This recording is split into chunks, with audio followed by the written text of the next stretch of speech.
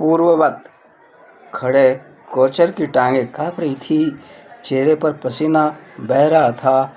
वह एकटक अजय को घूरे जा रहा था। मैं फिर पूछता हूँ, वह फंसी आवाज़ में बोला। तुम कौन हो और क्यों मुझे जबरन फंसाए चले जा रहे हो? मैंने तुम्हें नहीं फंसाया, तुम खुद ही फंस चुके हो। कोचर पुनः बैठ गया और व्यवस्थापूर्वक इंस्पेक्टर को देखा। आप ही बताइए, वह बोला, मुझे यहाँ क्यों लाया गया है और इस किस्म की पूछताछ क्यों की जा रही है? क्योंकि एक लड़की की हत्या कर दी गई है, इंस्पेक्टर ने कहा। वह मेरी भतीजी थी, कोचर ने कहा, लेकिन मैं जानना चाहता हूँ कि मुझ पर शक क्यों किया जा रहा है। क्या सिर्फ इसलिए कि आज रात उसने मेरे होटल में फ़ोन किया था और उसका मैसेज मिलते ही मैं उससे मिलने जा पहुँचा था? नहीं। फिर इसलिए कि इस बात का कोई तर्कपूर्ण जवाब तुमने नहीं दिया है। जब उसकी हत्या की गई उस वक्त तुम कहाँ थे? सवाल तो यह है, कोचर ने चिढ़े स्वर में पूछा। इस सवाल का जवाब देने के लिए आपने मुझे ही क्यों चुना? इंस्पेक्टर ने अजय की ओर देखा। बताओ अजय, तुम्ही ने इस पर उंगली उठाई है और तुम इसे मृत लड़की का अंकल मानने के लिए तैयार नहीं हो? अजय ने एकदम से जवाब नहीं दिया। इस सारे सिलसिले में ज़रूर कहीं कोई भारी गड़बड़ है। चंद अक्षण सोचने के बाद वह व्यवस्थापूर्वक बोला, मैं इस बारे में सब कुछ साफ साफ बता चुका हूँ। उसे मद्देनज़र रखते हुए आप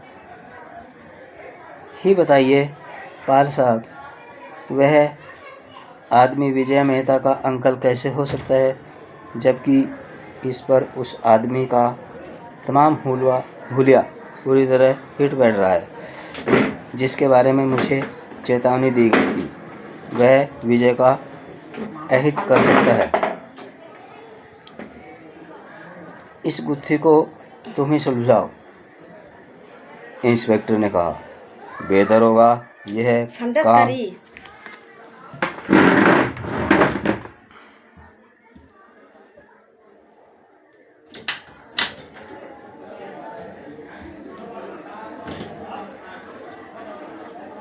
बेहतर होगा यह काम जल्दी करो, क्योंकि तुम दोनों में से कोई एक ज़रूर झूठ बोल रहा है और मैं जानना चाहता हूँ वह कौन है। मेरी भी सुनिए इंस्पेक्टर, कोचर थकी सी आवाज़ में बोला। मुझे कम से कम इतना तो बता दीजिए, इस आदमी को उसने अजय की ओर संकेत किया, मुझसे क्या दुश्मनी है? आखिर क्यों इसने मुझ पर उंगली उठाई और मेरे खिलाफ यह क्या और क्यों करना चाहता है?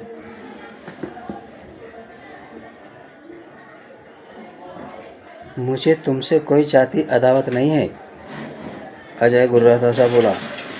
तुम्हारे साथ जो हो रहा है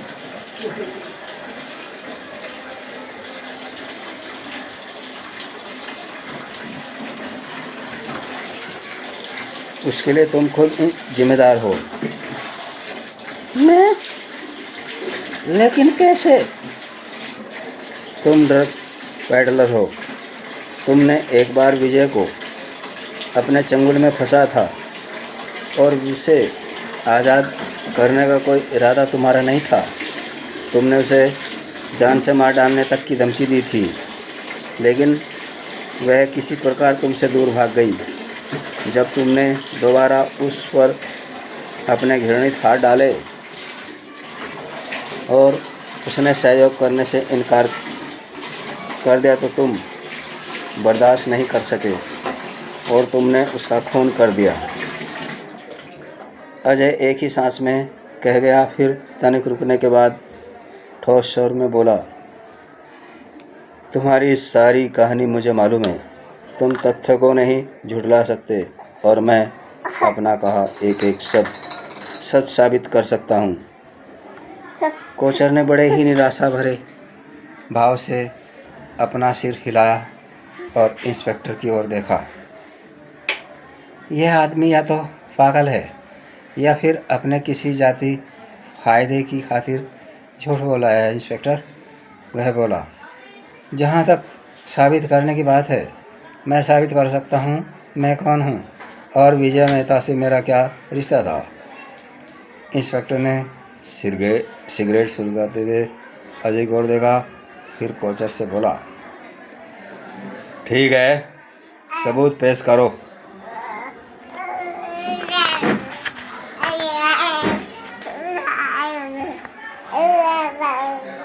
कोचर ने हिप पॉकेट से अपना पर्स निकाला। उसमें से अपने कई visiting card, traveller cheques, bank book, driving licence वगैरह निकालकर डेस्क पर डाल दिया। अच्छी तरह देखकर तसल्ली कर लीजिए मैं कौन हूँ, वह चुनौती भरे स्वर में बोला। इंस्पेक्टर ने तमाम चीज़ों को सरसरी तौर पर देखा। ठीक है, यह तो साबित हो गया कि तुम सुरेश कोचर हो, वह बोला, लेकिन इन चीज़ों से यह साबित नहीं होता कि तुम लड़की के अंकल भी हो। उसने अजय की ओर देखा। क्या तुम उस लड़की के सुरेश कोचर नामक अंकल के बारे में कुछ जानते हो? नहीं, अजय ने जवाब दिया।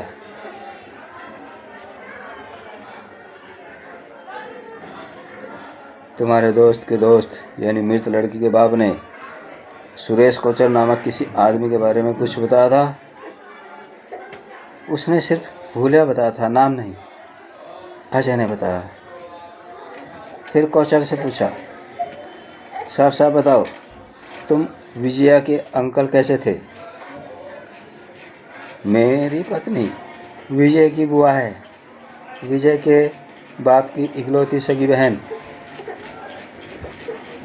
अजय मन ही मन तनिक चौंका और कुछ याद करते हुए बोला, पूछा, तुम्हारी पत्नी तुम्हारे साथ यहीं है?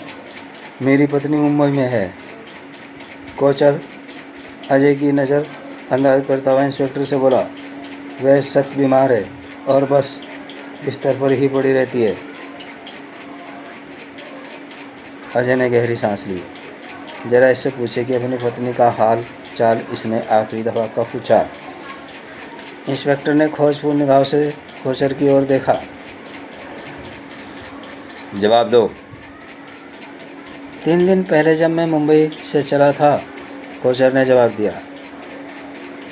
अजय की निगाहें उसके चेहरे पर जम गई। जब तुम मुंबई से आए, तुम्हारी पत्नी सख्त बीमार थी और उनके बचने का कोई उम्मीद नहीं थी, कहकर उसने पूछा, क्या तुम्हारी पत्नी जानती है कि तुम यहाँ आए हुए हो? क्या यहाँ तुम्हारे होटल का पता उसे मालूम है? इंस्पेक्टर के साथ साथ कोचर ने भी अजय को घूरा। फिर कोचर बोला, मेरी पत्नी काफ़ी दिनों से सख्त और लाइलाज बीमार है। जब मैं उसके पास से आया तो उसकी हालत ऐसी नहीं थी कि मैं उससे अपने यहाँ रहने के बारे में बातचीत कर सकता होता। डॉक्टर का कहना था उसका अंत निकट है। अजय पति हो? अजय पहने स्वर में बोला। अपनी पत्नी को मृत्यु शैया पर छोड़कर तुम मुंबई से दूर विशालगढ़ में मस्ती मारने जा पहुँचे? यह मेरा जाति मामला है, तुम्हें या किसी और को इससे कोई मतलब नहीं होना चाहिए। अजय इंस्पेक्टर से मुखातिब हुआ। देख लिया पार्ल साहब, यह आदमी कितना झूठा और खुदगर्ज है। इसे इस बात की जानकारी तक नहीं है कि जयनारायण मेहता की बहन यानी उस औरत का जिसे यह अपनी पत्नी बता रहा है, आज शाम मुंबई में देहांत हो चुका है।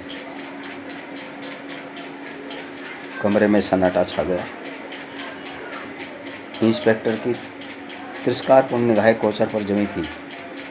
कोचर अविश्वासपूर्वक अजय को घूर रहा था। मेरी पत्नी का आज शाम देहांत हो गया है। लंबी खामोशी के बाद बड़ी ही धीमी आवाज़ में वह यूं बोला मानो शब्द उसके मुंह से में फंस कर निकल रहे थे। फिर अचानक उसका स्वर ऊंचा हो गया। मैं नहीं मानता, जरूर इसमें कोई चाल है। उसने याचनापूर्ण इंस्पेक्टर की ओर देखा। मैं नहीं जानता इस आदमी का असली मकसद क्या है, लेकिन सब जारी है मुझे फंसाने की कोशिश कर रहा है।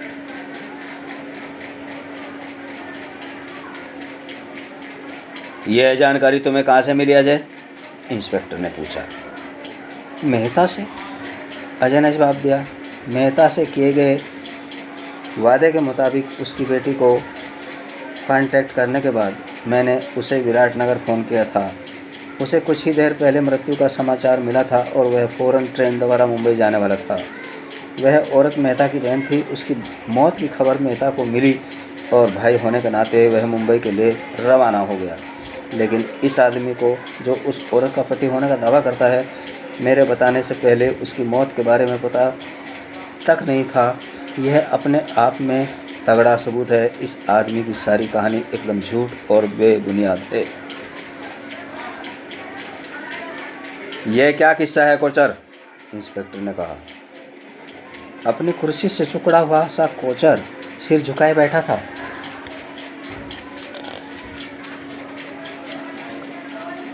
उसकी आंखें बंद थी और होंठ यूं हिल रहे थे मानो वो कोई मौन प्रार्थना कर रहा था।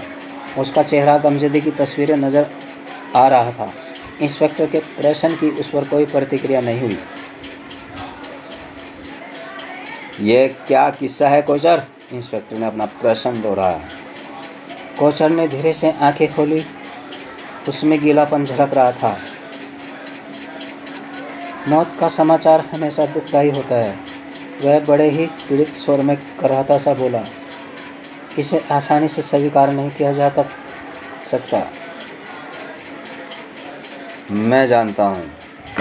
मैं जानना चाहता हूँ, इंस्पेक्टर ने कड़े स्वर में पूछा। तुम्हें अपनी पत्नी की मौत की खबर फ़ौरन क्यों नहीं दी गई? इसकी वजह बड़े ही सीधी और मामूली है इंस्पेक्टर, कोचर ने जवाब दिया। कल यहाँ पहुँचने के बाद होटल अंबर में डेरा जमाते ही मैंने अपनी पत्नी के नाम खत लिखा था। वो खत अभी वहाँ पहुँचा ही नहीं होगा, इसलिए यहाँ के मेरे पते की जानकारी न होने की वजह से मुझे मृत्यु की सूचना नहीं दी जा सकी। इंस्पेक्टर ने अजय की ओर देखा। ऐसे पति को ही वफादार पति कहा जाता है, अजय ने कहा। यह अपनी बीवी को मृत्यु शैया पर ही छोड़कर चला आया। कोई ऐसा इंतज़ाम किए या किसी को बताए बगैर कि इसे कहाँ कांटेक्ट किया जा सकता है। इससे भी बड़ी बात है, यहाँ पहुँचने के बाद इसने फ़ोन या तार द्वारा अपने पति की सूचना देने की बजाय खत लिखना बेहतर समझा। मेरी समझ में यह सब नहीं आता। जिस तरह तुम अपनी कहानी को समझाना चाहते हो, उसी तरह इसे समझने की कोशिश करो, इंस्पेक्टर ने कहा। अजय चकराया। क्या मतलब? अपनी कहानी को सच साबित करने का कोई सबूत है तुम्हारे पास? इस वक्त कुछ नहीं है,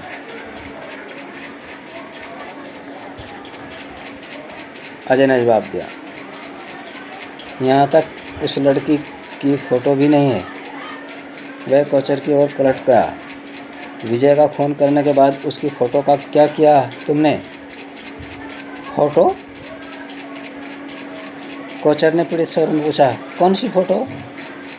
इस तरह खुद को अनजान जाहिर करने से कोई फ़ायदा नहीं होगा, अजय ने गुर्राहट भरे स्वर में कहा। फिर इंस्पेक्टर से बोला। पाल साहब, यह सुरेश कोचर ही वह आदमी है जिसके बारे में जयनारायण मेहता ने मुझे पहले ही सावधान कर दिया था। अगर यह विजय का फूफा है तो शेष वाक्य उसने अधूरा छोड़ दिया।